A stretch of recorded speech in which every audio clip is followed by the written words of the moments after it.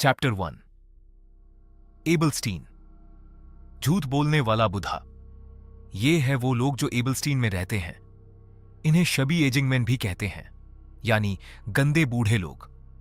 ये बुढ़ा सिर्फ एक स्टार मैजिक ही यूज कर सकता है, पर खुद की इतनी तारीफ करता है जैसे कोई ग्रेट मैग हो। बुढ़ा शॉर्ट टेम्पर्ड भी है, क्योंकि इससे बचौन का मजाक भी बर्दाश्त नहीं होता। और ये हूं मैं, और मैंने मैजिक इसी बुढ़े से सीखा है। मेरा मैजिक सीखने का कोई बड़ा रीजन नहीं था, बस बुढ़े को अपने फॉलोअर्स चाहिए थे, यानी स्टूडेंट्स, और मुझे चाहिए थी नॉलेज। तभी सीन शिफ्ट होता है एक ग्राउंड की तरफ, जहां मैं अपने मैजिक की प्रैक्टिस कर रही थी। प्रैक्टिस करते हुए अचानक मैंने कुछ एक्टिवेट कर दिया। बुद्ध शॉक होकर कहता है, इसकी पकड़ मना फ्लो पर काफी अच्छी है। कहीं ये बच्ची। बुद्धे की बात खत्म भी नहीं होती और मैं अचानक अपनी आंखें खोल देती हूं, और जो मना मेरी बॉडी में फ्लो कर रहा था, यूज मैं सामने की डायरेक्शन में शूट कर देती हूं। मना फ्लो एक एरो की तरह जाकर सीधा ट्री में लगता है। यह देखकर बुद्धा शॉक हो जाता है। आखिर ऐसे ही मैंने अपना 1 साल इस बूढ़े के साथ बिताया। मुझसे जो हो सकता था मैंने बूढ़े के लिए किया, और मैं बन गई एक 1 स्टार मैग। सीन रात की तरफ शिफ्ट होता है। बुद्ध शराब के नशे में कहता है, एबेलस्टीन की दीवारों के पीछे कई नोबल बच्चे हैं जो एज सेरेमोनी से पहले ही 3 स्टार मैजिक तक पहुंच जाते हैं। तुम्हारी जैसे छोटी जात के लोग पूरी जिंदगी लगा देते हैं 3 स्टार मेज बनने में, फिर भी मुश्किल से बन पाते हैं। तो ज्यादा उड़ने की कोशिश मत करना। तुम्हारे जैसे एक स्टार मैग 2 स्टार वॉल से टकराने के बाद बेहोश हो जाते हैं। बुद्ध ब्लड लाइन्स में बिलीव करता था। लड़की पूछती है, क्या मैजिक सिर्फ ब्लड लाइन का खेल है?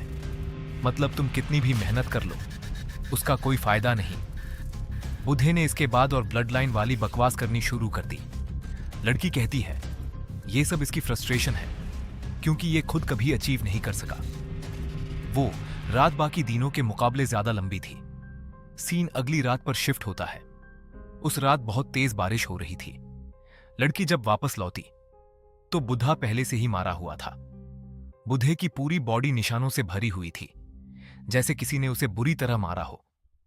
मुझे लगा बूढ़े ने किसी से पंगा लिया होगा और पिट गया, पर बाद में मुझे पता चला कि बूढ़े को गार्ड्स ने मारा था। गार्ड्स ने बताया कि बुद्ध 2 स्टार स्पेल बुक चुराने की कोशिश कर रहा था। किसी को समझ नहीं आया कि एक बुद्ध जिसके कोई गोल्स नहीं है, वह ऐसा क्यों करेगा। यह कहते ही लड़की के सामने एक स्क्रीन अपीयर होती है। लड़की कहती है, वो झूठा बुद्धा हमेशा घूम फिर कर ब्लड लाइन्स पर ही आ जाता था, और मेरी फूटी किस्मत के हिसाब से मेरे पास नोबल ब्लड हो ही नहीं सकता, क्योंकि असल में मैं इस दुनिया की हूं ही नहीं। 4 साल बाद कटिया फ्लेम हार्ट, जिनका देहांत हो चुका है, जो फ्लेम हार्ट परिवार की विस्काउंटेस थी, वो एक नोबल थी और एक 3 स्टार मेज भी। बाकी लोग उनसे कांपते थे। जब वो एबलस्टीन में थी, उन्होंने मर्सनरी कॉर्प के थ्रू एक कॉन्ट्रैक्ट लिया था, और उन्होंने मुझे सिखाया था कि कॉर्प कौन ज्वाइन करता है और एक स्टार मैजिक कैसे यूज की जाती है। ऐसे मैं कातिया नाम की 3 स्टार मैज से मैजिक सीखने लगी। टेवरन, बेल्डन स्टीयर्स सीन शिफ्ट होता है। कातिया डेरिक से कहती है, यह नेचुरल है कि हर मगे और ऊपर पहुंचना चाहता है, और डेरिक, तुम खुद जानते हो कि तुम्हारे पास कितना टैलेंट है, और देखा जाए तो बस एक्सेसिव ग्रीड ही तुम्हारी प्रोग्रेस को स्लो कर सकती है। डेरिक हां कहता है। कातिया कहती है, तो अब आंखें बंद करो और अपने मन को फील करो। माना का फ्लो कैसा है यूज सेंस करो, और यूज इमेज को रियलिटी में कन्वर्ट करो। काटिया मान में सोचती है, इसके पास कंसिडरेबल अमाउंट ऑफ माना तो है, और एक्सपीरियंस होने की वजह से इसका स्टेबल कंट्रोल भी काफी अच्छा है। तभी डेरिक अचानक अपनी आंखें खोलता है। कतिया भी ये देखकर शॉक हो जाती है। अचानक घर में ब्लास्ट जैसी आवाज आती है। लोग घबरा जाते हैं। क्या हम पर अटैक हुआ है? डेरिक होश संभलते हुए अपने हाथों को देखने लगता है, लेकिन तभी कतिया उसका हाथ पकड़ लेती है और कहती है, मुझसे कुछ मत पूछो डेरिक। तो ऐसे में 14 साल की उम्र में 2 स्टार मैज बन गया। उसके बाद कतिया मेरे साथ सफर पर चलने लगी और मुझे कुछ और स्पेल्स सिखाए। उसके बाद उसने मुझे हाई सोसाइटी के बारे में भी सिखाया, जो कतिया तब यूज करती थी जब वो नोबल थी। 1 साल ऐसे ही बीत गया और कतिया भी चली गई। मैंने सुना था कि काउंटी ऑफ एल्वेस्टर ने कतिया को अपॉइंट किया था as a private tutor. House Elvester एक ऐसा फैमिली था जिनकी रिस्पेक्ट कैपिटल के ग्रैंड ड्यूक भी करते थे, क्योंकि काउंट एल्वेस्टर उनकी साइड में था। कातिया के लिए यह एक ऐसा ऑफर था जो वह ठुकरा नहीं सकती थी, क्योंकि नोबल्स का मैजिक टीचर बनना एक तरीके की ब्लेसिंग ही होती है। कातिया चली गई मुझे एक 2 स्टार स्पेल बुक गिफ्ट करके। 1 और साल बाद मैंने खुद सेल्फ स्टडी करके 2 और 2 स्टार स्पेल्स मास्टर कर लिए, वो भी सिर्फ 16 साल की एज में। और मेरा अब इतने में रुकने का कोई इरादा नहीं है। सीन शिफ्ट होता है। शॉपकीपर डेरिक से पूछता है, तो कैसी लगी उनकी रिक्वेस्ट? डेरिक कहता है, कुछ खास नहीं, बस कुछ गॉब्लिन्स को मारना था और फिर सब खत्म। शॉपकीपर कहता है, उनका पहला इंप्रेशन एकदम घटिया था। पर डेरिक, सच बताऊं, क्या तुम्हें उन्हें देखकर नहीं लगा कि उनके पास पैसा है? डेरिक कहता है, लगता है, पर वो तीनों झूठ बोल रहे थे। शॉपकीपर कहता है, सच में?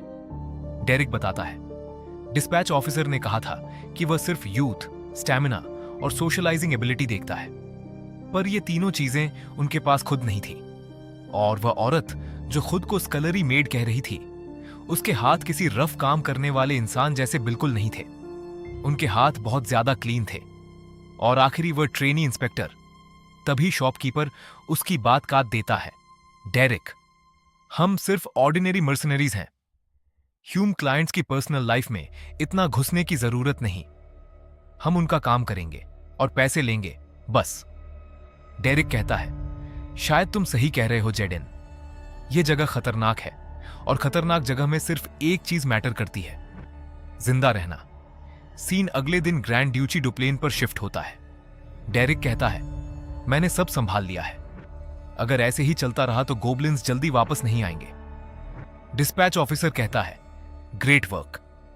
जेडेन हंसते हुए कहता है, तो अब बाकी पैसों की बात कर ले। जेडेन डेरिक को कॉइन दिखाते हुए बोलता है, डेरिक सोच, 2 गोल्ड कॉइन से हम क्या क्या कर सकते हैं। डेरिक कहता है, जेडेन कॉइन नीचे रखकर बात करो। तभी ऑफिसर कहता है, डेरिक, मैं तुम्हारी स्किल्स की बहुत रिस्पेक्ट करता हूं और मैं तुम्हें एक न्यू रिक्वेस्ट देना चाहता हूं। क्या तुम इंटरेस्टेड हो? डेरिक और जेडन दोनों शॉक में आ जाते हैं। ऑफिसर कहता है, और इस रिक्वेस्ट के लिए ग्रैंड डची डुप्लेन तुम्हें 15 गोल्ड कॉइन्स देगी। क्या तुम ये काम लोगे? डेरिक सीधा कहता है, हां। सीन शिफ्ट होता है ग्रैंड ड्यूची ड्यूप्लेन रेसिडेंस में। जेडेन चारों तरफ देखकर कहता है, तो यहां रहता है ग्रैंड ड्यूक ड्यूप्लेन, इंप्रेसिव। ऑफिसर कहता है, अंदर जाने से पहले मैं अपना इंट्रोडक्शन देना चाहता हूं। वैसे भी हम सिर्फ 1-2 बार ही मिले हैं। मैं हूं दिलों, ग्रैंड स्टीवर्ड ऑफ हाउस डुप्लेन, और मैं ग्रैंड ड्यूक डुप्लेन को सर्व करता हूं। मैं माफी चाहता हूं कि मैंने अपना असली स्टेटस छुपाया, लेकिन मेरे काम के लिए यह जरूरी था। जेडन ऑकवर्ड होकर कहता है, ओह, अब हम क्या करें? तभी वो औरत आगे बढ़ती है, मैं हूं Katarina, head maid of house Duplain. Jaden घबरा कर बोलता है, माफ कीजिए, मैं जेडन हूं, captain of Beldens mercenary corps. Derrick मन में सोचता है, तो ये डिस्पैच ऑफिसर नहीं, ग्रैंड स्टीवर्ड था, और वो स्कलरी मेड नहीं, हेड मेड थी। मैंने एक्सपेक्ट तो नहीं किया था, लेकिन इनकी रैंक्स काफी हाई हैं। तभी तीसरी लड़की अपनी शॉल उठाती है। मैं हूं एजेलिन डुप्लेन, हाउस डुप्लेन का राइजिंग सन। मैं तुम्हें अपॉइंट करती हूं एज मैजिक ट्यूटर, मेरी यंगर सिस्टर डायला के लिए। डेरिक मन में सोचता है, एक नोबल लेडी का मैजिक ट्यूटर। चैप्टर 2 गेट अचानक जोर से खुलता है। फादर वेलरियन, जरा इस पर नजर डालिए। राय गुस्से में रूम के अंदर आता है। फादर ठंडी आवाज में बोलते हैं, रैग, तमीज नाम की भी कोई चीज होती है। रैग जवाब देता है, मुझे तमीज सीखने की जरूरत नहीं, असल में दीला को है। इस बार उसने सारी हडीम पार कर दी, जिन लोगों को मैंने हायर किया था। अब उन पर हाथ उठाना भी शुरू कर दिया है। रैग की मां कहती हैं, अपनी आवाज नीचे रखो रैग, तुम्हें दिखाई नहीं देता, मैं और फादर बात कर रहे हैं। रैग कहता है, लास्ट मंथ 10 से ज्यादा लोग जॉब क्विट कर चुके हैं। डीला का मन करता है तो ये चीजें तो देती है। आखिर कब तक आप डीला की हरकतों को इग्नोर करते रहेंगे? मदर चिल्लाती हैं, बस रैग, यहां से चले जाओ। रैग कोल्ड टोन में बोलता है, अगर डीला किसी एक चीज में टैलेंटेड है तो क्या हुआ, हमारे पास एजेलिन तो है। मुझे लगता है वक्त आ गया है डीला को जाने देने का। फादर की आंखें ठंडी हो जाती हैं। यह फैसला तुम नहीं करोगे। राय कहता है, मैंने ऑलरेडी ग्रैंड स्टीवर्ड से बात की है। मॉनेस्ट्री में बहुत नोबल बच्चे हैं जो डीला को रिप्लेस कर सकते हैं। फैमिली पर बर्डन बनने से अच्छा है वो अपना पोजीशन छोड़ दे। यह सुनते ही फादर गुस्से में उसका सर पकड़कर टेबल पर दे मारते हैं। मैंने कहा ना, यह डिसीजन तुम्हारा नहीं है। रैग धीरे से कहता है, लेकिन एक दिन आपको डिसीजन लेना ही पड़ेगा। सीन शिफ्ट होता है एजेलिन और डेरिक की तरफ। एजेलिन पूछती है, क्या तुमने मेरी यंगर सिस्टर डायला के बारे में कुछ सुना है? तभी वेलेरियन वहां आ जाती है। वह कहती है, कैसी हो एजेलिन, काफी टाइम हो गया। एबेलस्टीन में तुम्हारा एक्सपीरियंस कैसा रहा? एजेलिन पॉलिटली बोलती है, थैंक्स मेरी केयर करने के लिए, मैं वहां कंफर्टेबली रह रही थी। वलीरियन कहती है, जैसा तुम देख सकती हो रैग को थोड़ी चोट लगी है, तो हम बाद में बात करेंगे। एजेलिन सर हिला देती है। डेरिक चुपचाप सब ऑब्जर्व कर रहा होता है। उसकी नजर हर चीज पर थी, रूम का एटमॉस्फेयर, लोगों के एक्सप्रेशंस, सब कुछ। सीन शिफ्ट होता है फादर के कैबिन में। एसलाइन और डेरिक सामने बैठे होते हैं। फादर बोलते हैं, मुझे यह जानकर सुकून मिला कि तुम्हें एबलस्टाइन में कोई दिक्कत नहीं हुई। एसलाइन स्माइल करके बोलती है, थैंक्स फादर, यह सब आपकी वजह से ही पॉसिबल हुआ। मैं इंट्रोड्यूस करना भूल गई। ये है वो मैजिक ट्यूटर जिसे मैं एबेलस्टीन से लाई हूं। ये डीएला को सिखाएंगे। फादर डेरिक की तरफ देखते हैं। ओह, फादर पूछते हैं, तुम काफी यंग हो। 16 साल, सही कहा ना? डेरिक सर हिला देता है। फादर पूछते हैं, क्या तुम मैजिक प्रॉपर्ली हैंडल भी कर सकते हो? डेरिक शांति से बोलता है, मैं थोड़ा बहुत 1 स्टार मैजिक यूज कर लेता हूं। फादर अपने ग्लासेस उतार देते हैं। ओह, तुम्हें मुझसे झूठ बोलने की जरूरत नहीं है। ह्यूमिलिटी हमेशा वर्च्यू की निशानी नहीं होती। डेरिक मैन में सोचता है, लगता है ह्यूमिलिटी का असर 5 स्टार मेज पर नहीं होता। वो तुरंत माफी मांगता है। फादर बोलते हैं, कोई बात नहीं, मैं समझ सकता हूं तुमने ऐसा क्यों किया। कभी कभी ज्यादा टैलेंटेड होना भी प्रॉब्लम बन जाता है। तुम्हारी एज और कपड़े देखकर कोई नहीं कहेगा कि तुम एक मैजिक ट्यूटर हो। डेरिक सीधा बोलता है, मैं एक मर्सनरी हूं। फादर बोलते हैं, अगर तुम्हें एसलाइन ने चूज किया है तो मुझे कोई प्रॉब्लम नहीं। मैं तुम्हें परमिशन देता हूं डीएला के रेजिडेंस में एंटर करने की। मैड तुम्हें रास्ता दिखा देगी। अब तुम जा सकते हो। डेरिक रुक जाता है। क्या मैं आपसे एक सवाल पूछ सकता हूं? फादर बोलते हैं, पूछो। डेरिक सीरियस टोन में बोलता है, मैं एक मर्सनरी हूं और जब मैं कोई ड्यूटी एक्सेप्ट करता हूं तो उसे पूरा करना मेरा फर्ज होता है। लेडी डायला को मैजिक सीखना होगा और फ्यूचर में उन्हें नोबल सोसाइटी में एंटर भी करना होगा। फादर बोलते हैं, तो ऑब्वियस बात को पॉइंट आउट क्यों कर रहे हो? डेरिक धीरे से बोलता है, क्योंकि मुझे आपसे एक फेवर चाहिए। तभी सीन शिफ्ट होता है डीला की तरफ। एक मेड डर के मारे कांप रही होती है। डीला गुस्से में उसकी तरफ प्लेट फेंक देती है। मेड घबराकर बोलती है, एम मुझसे गलती हो गई मिस डीला। डीला ठंडी आवाज में बोलती है, सिर्फ सॉरी बोलने से सब ठीक हो जाएगा। निकाल जाओ और अगली बार अगर अपना चेहरा मुझे दिखाया तो प्लेट सीधा तुम्हारे मुंह पर फेंकूंगी। सीन शिफ्ट होता है एजेलिन और जेडेन की तरफ। जेडेन पूछता है, आखिर डेरिक ही क्यों? अगर आप चाहती तो नोबल मैजिस की लाइन लग जाती, और वैसे भी एक कॉमनर को नोबल का मैजिक ट्यूटर बनने में प्रॉब्लम होगी। एजेलिन शांति से बोलती है, मैंने ऑलमोस्ट सब नोबल मैजिक मास्टर्स को ट्राई कर लिया। लेकिन एंड में सब हार मान गए। इसीलिए मैंने कुछ अलग ट्राई करने का सोचा। और डेरिक सिर्फ स्किल्ड ही नहीं, यूज नोबल कल्चर की भी अंडरस्टैंडिंग है। जेडन हंसता है। डेरिक की मास्टर एक फॉलन नोबल थी, उसने सारा मैजिक उन्हीं से सीखा। एसलाइन हल्की स्माइल करती है। वो तो मैं देखकर ही समझ गई थी। मुझे लगा सिर्फ डेरिक ही दीला को प्रॉपरली सिखा सकता है। जेडन का एक्सप्रेशन सीरियस हो जाता है। एसलाइन, आपको लोगों को जज करना सीखना होगा। डेरिक वो मगे है जो स्ट्रीट्स में बड़ा हुआ है। वो बचपन से मर्सिनरी रहा है। तो क्या आपको लगता है वो सिर्फ काइंडनेस की वजह से सरवाइव कर पाया? एसलाइन थोड़ी शॉक हो जाती है। सीन शिफ्ट होता है डेरिक की तरफ। वो डीला के रूम के बाहर खड़ा होता है। डेरिक गेट नॉक करता है, लेकिन अंदर से कोई जवाब नहीं आता। इसलिए वो सीधा अंदर चला जाता है। मेरा नाम डेरिक है, क्या हम कुछ देर बात कर सकते हैं? रूम के अंदर बैठी दियला धीरे से बोलती है, पास आओ। डेरिक उसके पास जाने लगता है। दियला अचानक स्माइल करती है और उसके मुंह पर चाय फेंक देती है। उप्स, मुझे लगा कोई चूहा आ गया। तो तुम वो मर्सिनरी हो, ग्रैंड स्टीवर्ड ने बताया था।